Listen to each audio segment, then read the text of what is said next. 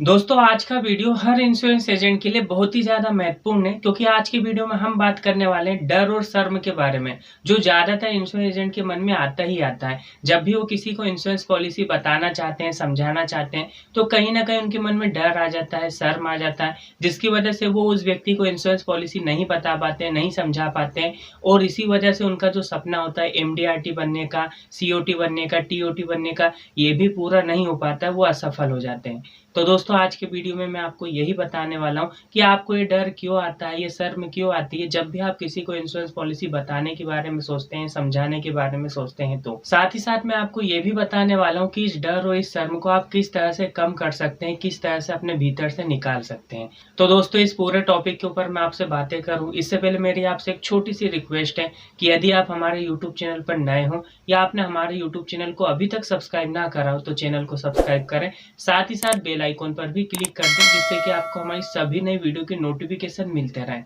तो दोस्तों आइए बात करते हैं इस टॉपिक के ऊपर। तो दोस्तों जब भी आप किसी को इंश्योरेंस पॉलिसी बताने के बारे में सोचते हैं, इंश्योरेंस पॉलिसी समझाने के बारे में सोचते हैं, तो आपके मन में जो डर आ जाता है, जो शर्म आ जाता है, ये एक ही चीज़ से आती है जिसे कहते हैं लालच। यानी आप अपना फ़ायदा देख लेते हैं। और वैसे भी दोस्तों जब आप किसी को इंश्योरेंस पॉलिसी बताने के बारे में सोचते हैं, तो सबसे पहले आपके मन में जो बात आती होगी वो यही आती होगी कि यदि मैं इस व्यक्ति को ये इंश्योरेंस पॉलिसी दे दूँगा, तो मुझे इतना कमीशन मिल जाएगा, मुझे इतना फ़ायदा मिल जाएगा। तो दोस्तों जब भी आप इस तरह से सोचेंगे कि मैं उस व्यक्ति को इंश्योरेंस पॉलिसी दे दूँगा, तो मुझे इतना कमीशन मिल जाएगा, मैं इतना पैसा कमा लूँगा। यदि आप ऐसा सोचोगे, तो आपके मन में डर आएगा ही आएगा, आपको शर्म आएगी ही आएगी। आप उस व्यक्ति से इंश्योरेंस पॉलिसी के बारे में बात नहीं कर पाएँगे और आप असफल हो जाएँगे। तो दोस्तों इस कंडीशन में करें तो करें क्या? तो दोस्तों मैं आपको सलाह देना चाहूँगा कि जब भी आप किसी को इंश्योरेंस के बारे में बात करना चाहते हैं, इंश्योरेंस पॉलिसी समझाना चाहते हैं, बताना चाहते हैं, तो आपके मन में जो विचार होना चाहिए, जो बात होना चाहिए, वो ये होना चाहिए कि यदि मैं इस व्यक्ति को ये इंश्योरेंस पॉलिसी दे दूँगा,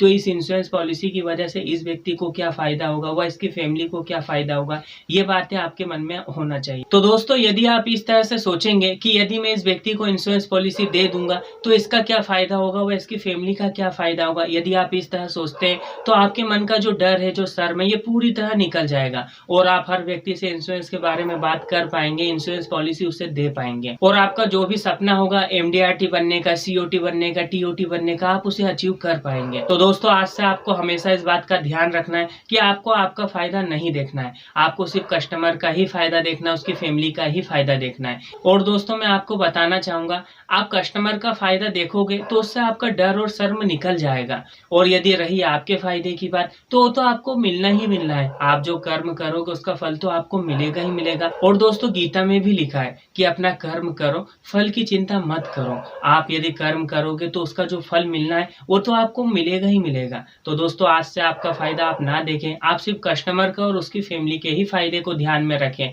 जिससे आप आसानी से हर व्यक्ति से इंश्योरेंस के बारे में बात कर पाएँगे, उसे इंश्योरेंस पॉलिसी समझा पाएँगे।